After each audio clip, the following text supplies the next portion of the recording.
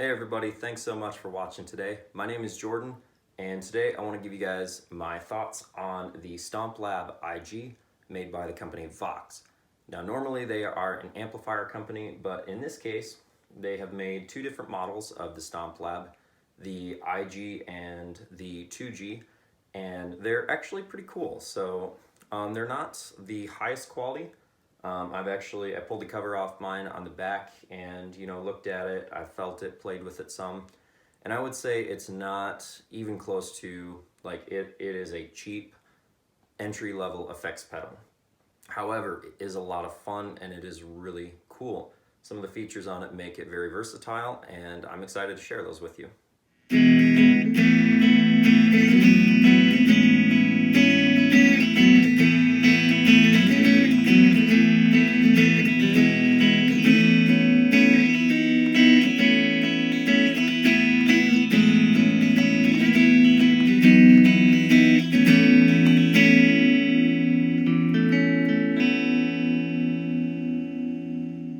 Now for starters, this is a little bit of a different video for me because I am not an electric player. I just started playing electric about like 3 months ago, something like that. And so this is totally new for me. I bought this pedal about a month and a half ago. I had another effects pedal. It was a Sonic Cake Twiggy Blues, which has a compression, overdrive, delay, and reverb on it, just all in one pedal. And I bought that for about $65, and it was cool. I mean, it was fun. And it was actually surprisingly good quality. The overdrive wasn't, it made it loud, but it didn't make it sound any better. So the delay and reverb actually worked great on it though. But I saw this, found out about them, and found out about what they could do, and I really wanted one of these instead. This has 103 different settings. 20 of those are user presets, so you can actually, if you flip the dial around, go down to user here, you actually have 20 different settings that you can alter to the way you like them. And then this category dial here has genres from ballad, fusion, and jazz, pop, blues, rock and roll, rock, hard rock, metal, hardcore, and other. So whatever that means. But it actually, you actually get some pretty decent and a very wide range of tones out of this thing. Probably my favorite thing about it is the size and the fact that I can plug directly into it with headphones, because I'm in an apartment right now. That's why the sound quality is not really that good. But like, I'm playing in my apartment. Whenever I use this thing, I don't take it out and about much, but I can put my headphones directly into it and nobody can hear me through the thin walls in this place. So in a couple minutes here, I'm going to plug it into my practice amp and just show you a couple of sounds that it can do. But that's probably my favorite thing, is that you don't need an amp to play through it. It's got the input and the output, which on it says output, phones, stereo, or monitor. And so you can plug it directly into a system. You can plug it directly into an amp. You can put so it takes a 1/4-inch adapter to a headphone, and then you can play through your headphones and practice with it. So it is essentially the best practice amp because you can tune out everything else other than what you are hearing, which is coming straight from your guitar, which is really cool. It also has 4 AA batteries, so if you pull the back plate off, it has 4 AA batteries that are rechargeable, so you can take it anywhere without a 9-volt plug or a 9-volt charger, but it does have a port for that. So you can buy a 9-volt charger, or you can get a, like one package that Amazon has, you can get the 9-volt charger with it, and you can plug it in on stage, or you can just charge the batteries and then pull it out. You could throw this thing in your backpack and take it to the park, and just, one cord, or one cable, and your headphones, and your guitar, and you could play, and you could shred, and nobody could hear you. So if you're really bad, that's great. So I would definitely recommend this for beginners because, like I say, it has 103 different settings, and you can plug it into headphones and be completely silent while you play. That is awesome, because if you're just getting started like me and you're like, I don't have the money for an actual pedal board, then I don't even know what I want, and I definitely can't afford an expensive amp and cabinet. This is great because if you go to the user settings right down here, let's turn this on. make some cool flashing lights there. All right, so if I were to go to the user setting, I have, like I say, 20 presets. So I change them up or down by moving or by pushing the switches here. So if I wanted to edit, let's say preset 6, I would hit edit, and I can turn this dial, and so the genre also couples with the different effects that you can do. So right now, there's no pedal on right now. It's plugged into H5, you know, so that would be the label for whatever amp this is. So I believe, let's see, I'll turn it so you can see it. So,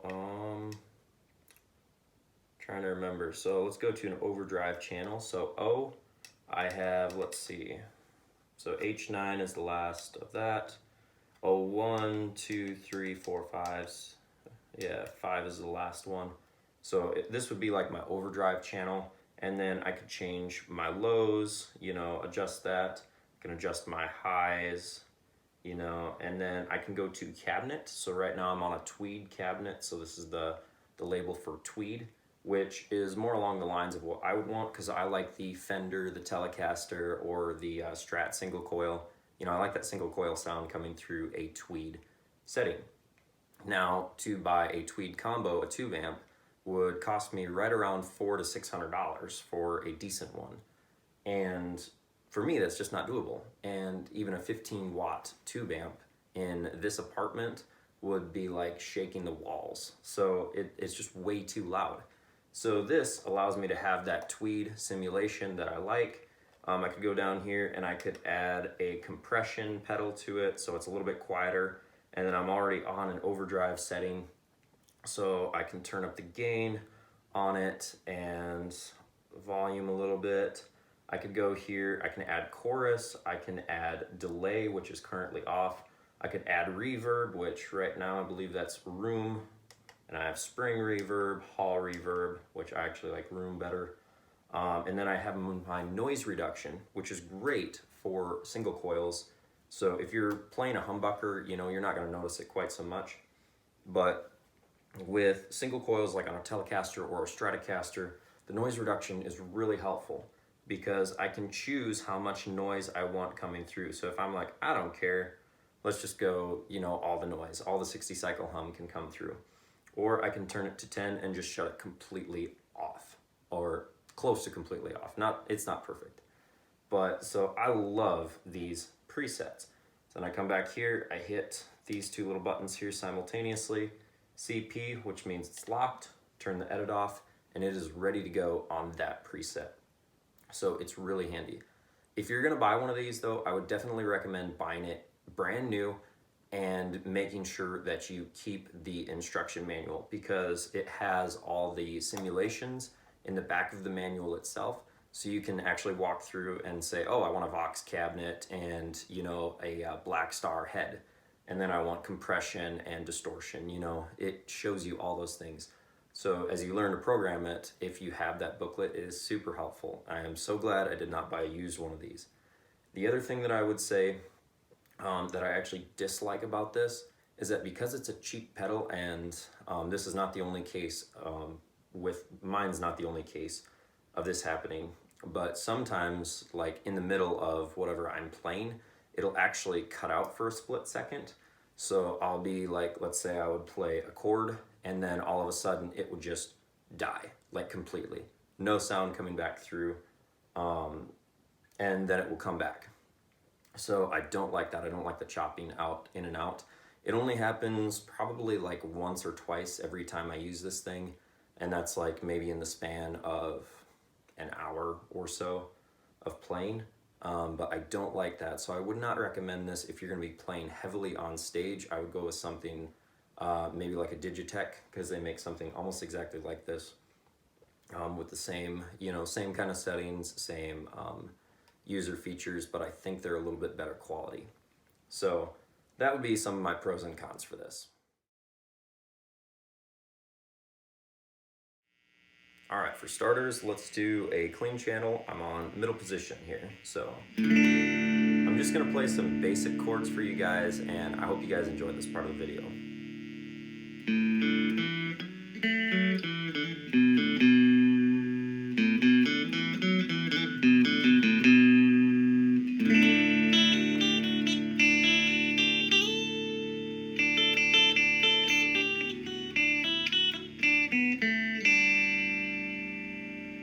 Let's go to neck position.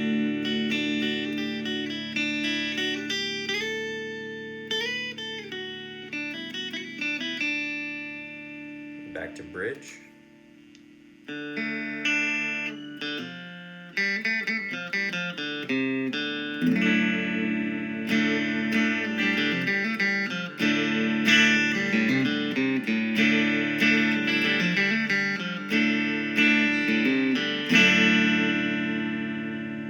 All right, so let's go over to my overdrive channel now.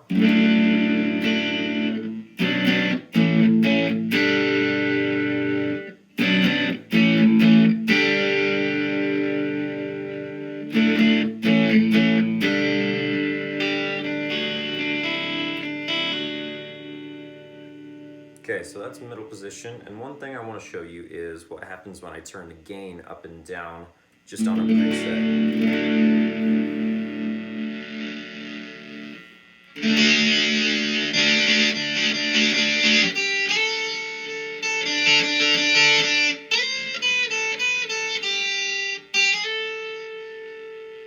Okay, so that's with the gain all the way up, and this is with the gain all the way down.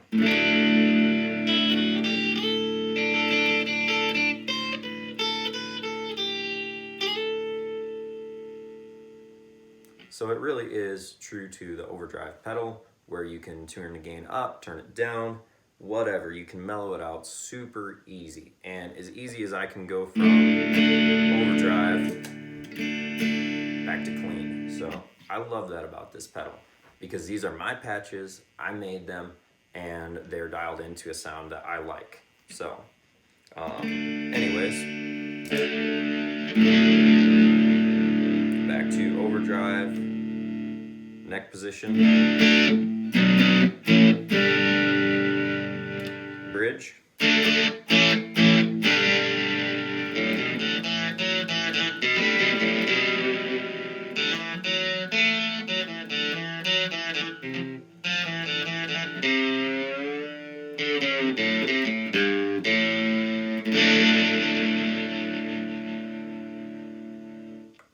okay.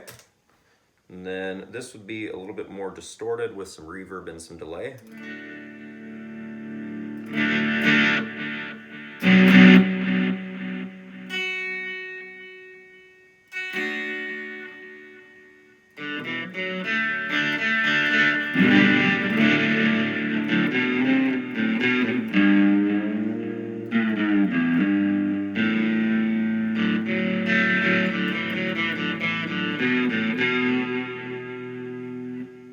This one would be even more so.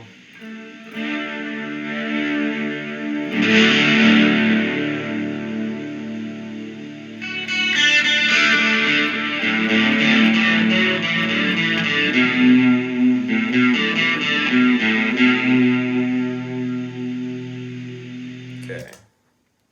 Now, one more setting that I want to show you guys is my acoustic channel. So this is supposed to take your electric guitar, turn it into an acoustic type sound. And I like this because it gives this pedal just a little bit more versatility. And also, if you're like, I need my electric, but I also am gonna need an acoustic for like one, maybe two songs, or you know what, my buddy might show up with an electric, or he might not show up with an electric.